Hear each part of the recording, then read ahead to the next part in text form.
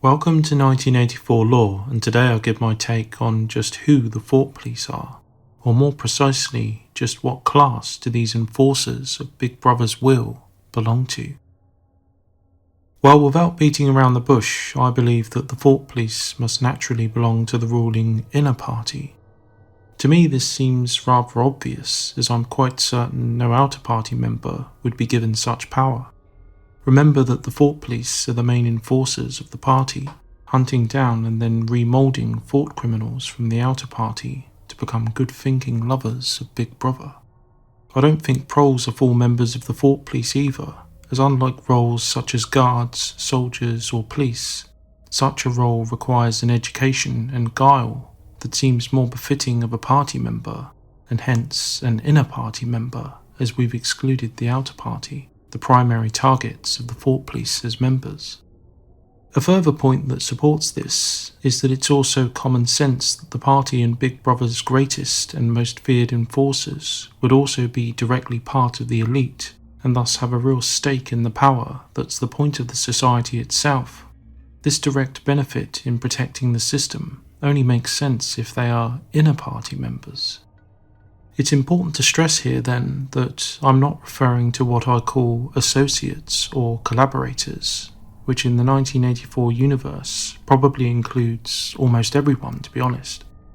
It's quite possible that the average party member is so paranoid and afraid generally that denunciations, simply out of self-preservation, are probably quite common. I can imagine an outer party member denouncing someone simply on the basis that they might denounce them first, for example.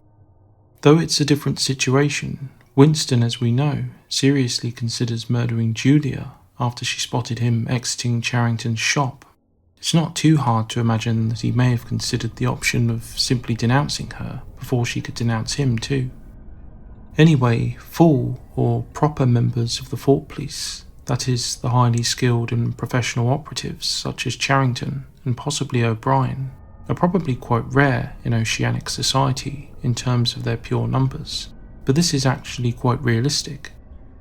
In an infamous real-world example, the East German Stasi had a total of around 90,000 full-time employees, with almost double that number as full-time collaborators.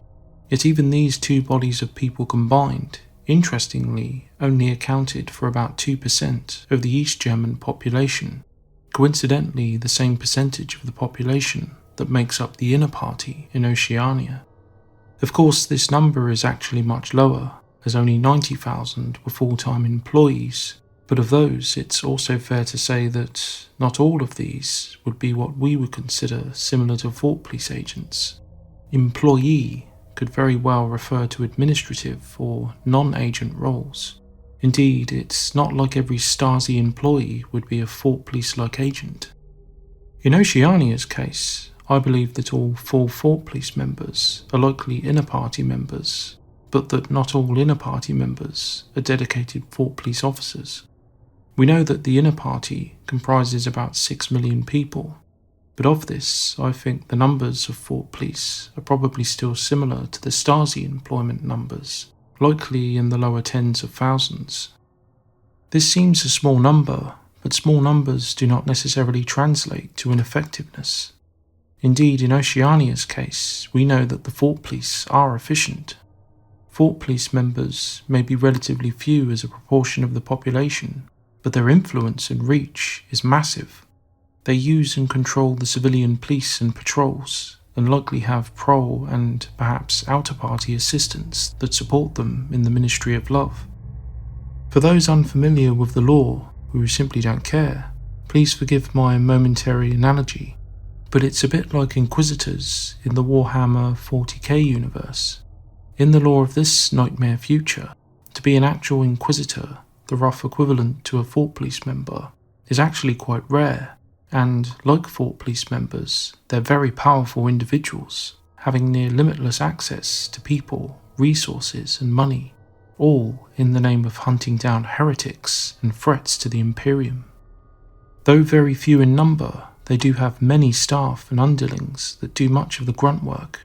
Indeed, Inquisitors themselves don't generally get too personally involved in much of this work, As is the case generally with inner party members in the 1984 universe, these individuals are more like directing brains, the puppeteers that direct those that do take action. Anyway, those are my thoughts on this question. The full Thought Police member is always likely an inner party member, a man or woman who exercises their absolute power over thought criminals through this highly skilled and devious work. Their numbers are few, but their influence and reach are gigantic. As we saw with the reaction of the black uniformed police who arrest Winston, even other enforcers of Oceania fear them, making this position a coveted and prestigious one for those individuals who revel in such power. Thought police are likely assisted by many times their number in unofficial associates or collaborators, which are made up of proles and outer party members, their skills, technology and influence making the process of hunting down and curing thought criminals highly efficient. But what do you think? Are members of the Thought Police inner party members, or are they a shadowy class apart? Are they brainwashed proles or fanatically loyal outer party members? Write your thoughts in the comments, and I'll see you in the next one.